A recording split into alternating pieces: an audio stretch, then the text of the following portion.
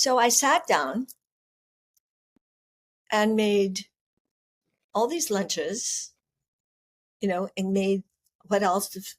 Lunches, some were sandwiches and all these interesting sandwiches, the recipes that go with it, and the cookies that serve with it, and what to serve with it, a complete little menu for each little lunch.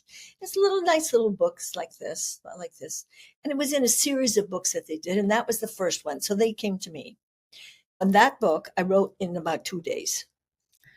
Okay. Because I just went from all my repertoire and remember, I grew up in Minnesota. My mother made the most incredible school lunches for me every day. She did. Yeah. So all I had to do was remember what I ate. It was easy. Just all the information just came rolling out.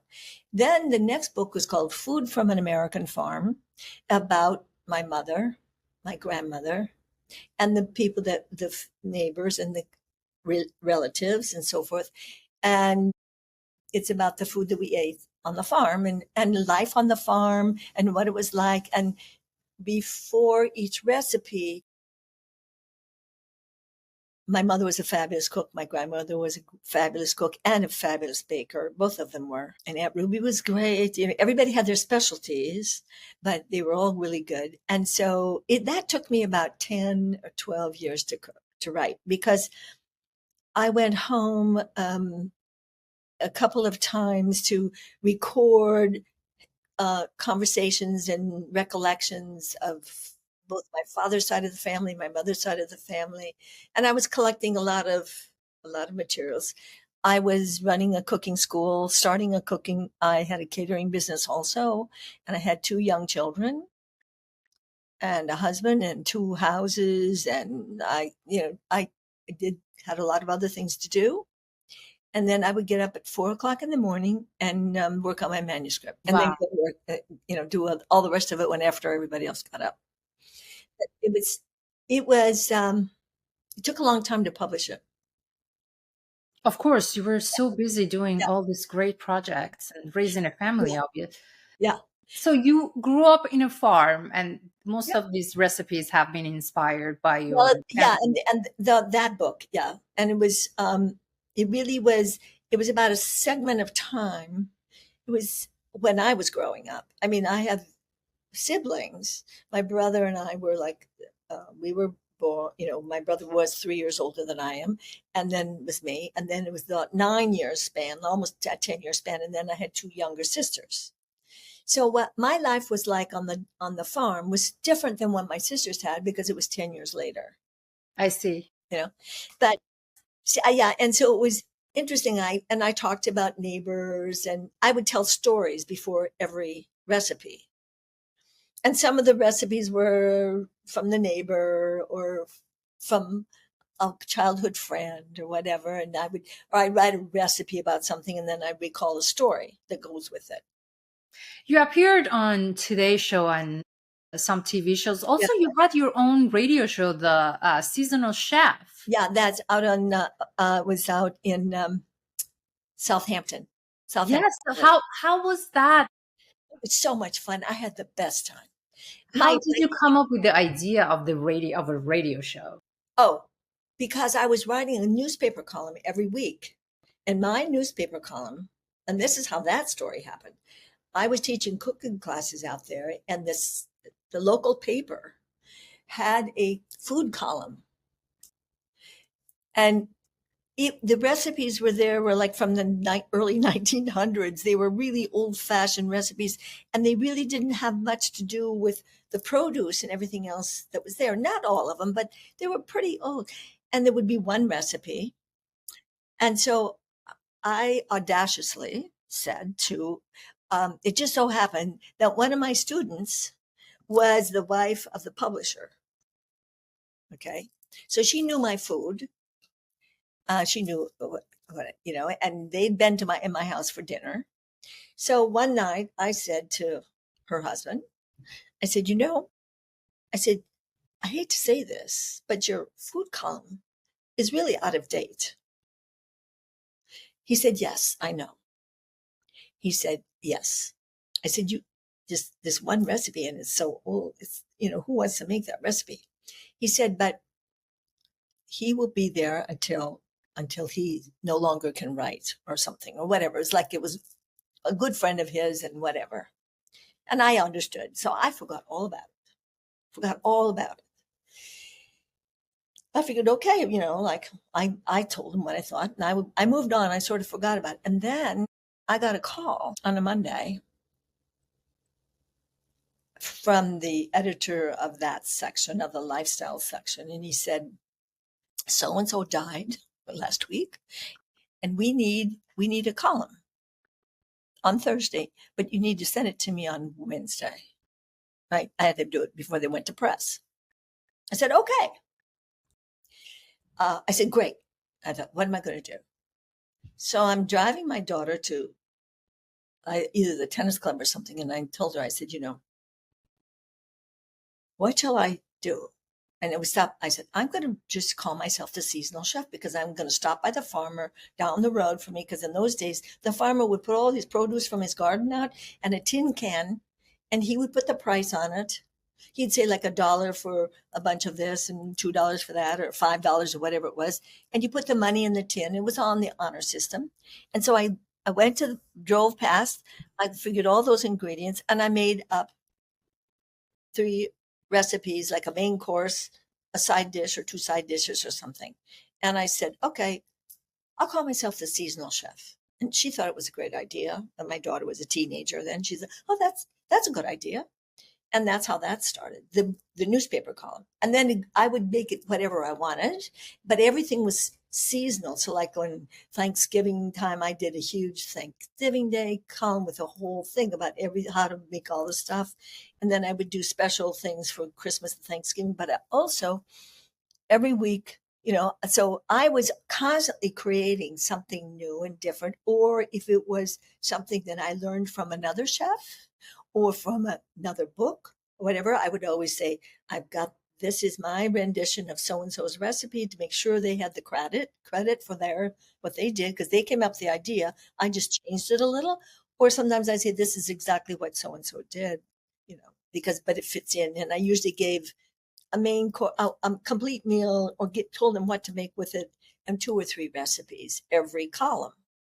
I did that for 25 years. Oh my goodness. So one of the gals who was the radio station called me and said, would you do a show on the radio? Now, I love radio. In college, I had my own radio show, but it was about music. You did? Yeah. I played my favorite music, mostly classical or jazz. But I just love doing that. I mean, give me a microphone. I really like. I like speaking to microphones. And so I would say that my name of my show is called myself, this is Janeen A.Sarlin, the seasonal chef. And I'd always say, there are no secrets in cooking, but let me tell you a few. And then sometimes I would talk about pumpkins. Sometimes I would talk about cucumbers. Whatever was on the road, on the farmers markets, or whatever the time was. Even in the winter time, I'd say, well, it's really cold, and I'm sure you still have some apples, and we'd make applesauce. And I would tell them about how it tasted, and I would get very dramatic. And, because in radio, you can just be yourself and be just a hoot. And people would say they would tune into that and they would listen to it, and they would get so hungry that some people would give feedback to the station that they had to eat before they listened to my show. I was on a Saturday. I think it ran on Saturday morning, Friday morning, or Saturday morning. And they said they had to make sure they had some food because they would get so hungry. I got hungry too. By the end of the show, I was starving because I was talking about food all the time and describing what it tasted like. Talking about food makes everybody hungry. Yeah. And that's why I like being in the food business, because I think it's the best business in the world to be in. First of all, you're only as good as your next meal. You can never make everything exactly the same the next time. And my children, when we'd have a dinner party or something, my daughter would always say, well, you better enjoy this now because you'll never get it again. And she's right. It won't happen. Maybe it'll be similar, but not the same. Few things I try to stick to the rules, like, or maybe not the rules, but the same taste and the same flavors. Like when you make a beef bourguignon, I like it to make it with a good full-bodied red wine, always with mushrooms and onions in it. And that's like once a year I make that when the kids come home for Christmas, before Christmas, but not for Christmas, but a couple of days before, because it smells like home. Or coq au vin, same thing. Yes. But you just don't get, but it's so much fun because, first of all, everybody wants to talk to you because they want to ask you how to do things. They also want to be given a special recipe, of course. And I'm only as good as my next recipe, so it doesn't matter to me. That's why there are no secrets. There really aren't any secrets. And if you want to copy me, that's fine. Just you can say I learned this from her, whatever. Or you don't even have to. If it's in print, you should. I think that's ethical. I'm happy to share because I'm creating something new and different every time I cook anyway. Did you always wanted to become a chef? No. I wanted to be in the circus. Really? Yes. When you were a child? When I was little, I was on a Minnesota dairy farm, a huge farm, and I just had an older brother. And I'm talking about I'm little before I go to school. And I had a horse, my own horse, and we had cows and cats and dogs, and I had all my pets. But I had a huge imagination. And I think my aunt and uncle took me to see The Greatest Show on Earth, the movie. And I saw the high wire act, and I thought, oh my God. And I loved climbing and being in trees and being high. I don't want to be in a tunnel. I don't want to be underneath. I don't have no interest in going into caves, basically. I've done it, but. How old were you then? I'd say I was preschool. I was probably 5. Okay. And we had a white wooden fence around the farmhouse to keep the animals out, obviously. And it was like little 2x4s about this. The fencing was this wide, about 2 inches. They're 2 inches, and a whole wooden fence around the edge of the yard. And I used to walk on top of the fence and pretend I was on a high wire. Aww. And in my mind, I was in the circus. And then, but now my mother reminded me, and I had forgotten about this, that I also had an imaginary restaurant on the front porch with nothing but my imagination. And I used to have customers because there was big steps like this, and then there were big arms, big old farmhouse like you see, like when you look at, not a Frank Lloyd Wright, but all those in the Midwest, stone, great cement blocks, and then the front porch has these big cement steps. Then there's a sort of a wall that holds this frame of doesn't hold it, but it looks like frame, sort of wide like this on the outside, like the house, like sort of like this. And the steps go up, and then there's a platform, and then there's the front door. So you walk up 4 steps. Well, this whole platform down here was maybe 18 inches wide, and that was where my counter was. And I used to be a short order cook, but I've forgotten about that. You have. This is when I was very little. I was like 2 or 3. I would play on the front steps, and I had a cafe there. And then I'd go up to the top part, and then it was sort of like old-fashioned drugstores used to have a soda counter, right? Yes. Sort of European, where people would sit at the counter and they had ice cream. You had strawberry sundaes, and well, up at the counter on the top, I pretended I was the druggist. And I would be out there for hours having I had imaginary guests come. Now, I forgot all about that until I established my cooking class. And my mother came. I had her come to teach how to use microwaves because everybody was having microwaves. This is in the 70s. And I first started my cooking class, and she was very, very supportive of me. And she helped me get my appliances, and because she was into that. She knew all about all the appliances and everything. So she was very supportive and instrumental in helping me. So I had her come teach cooking classes about how to use your microwave.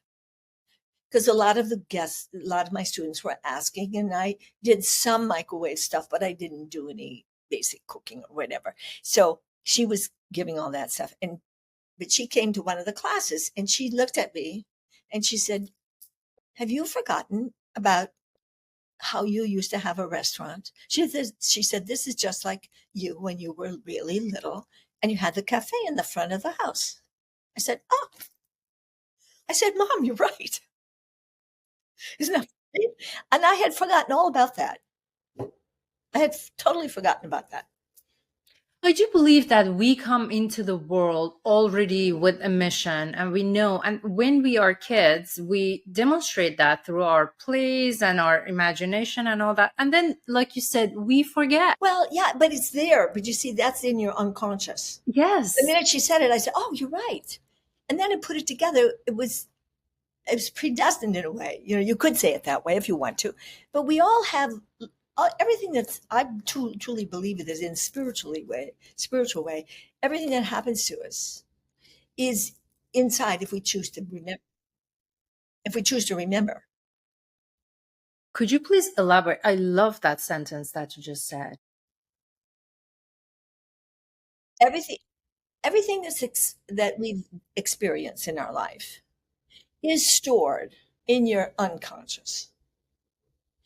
And some people, negative and positive. Negative and positive. We can choose to work on them and release some of this stuff if you choose to. But if you ever tap into your unconscious, we have an unconscious, we have a conscious, and then we have a collective conscious. Okay. Collective conscious is the universe is way up here.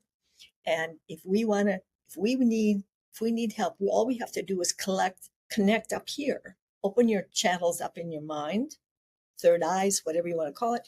You just go up here and the information is there. It's up to you to ask for help. Yeah? If you've got something that's troubling you, or if it's something that's joyous, you can, if you meditate and you go into your unconscious, and sometimes you can do it with help, with therapists, with whatever, or I don't believe in psychedelic drugs, that kind of stuff, but you could go to a psychic, whatever you want to do, and they might remind you, or maybe they got a message from the unconscious to remind me to do something. And if you search yourself, it's already there.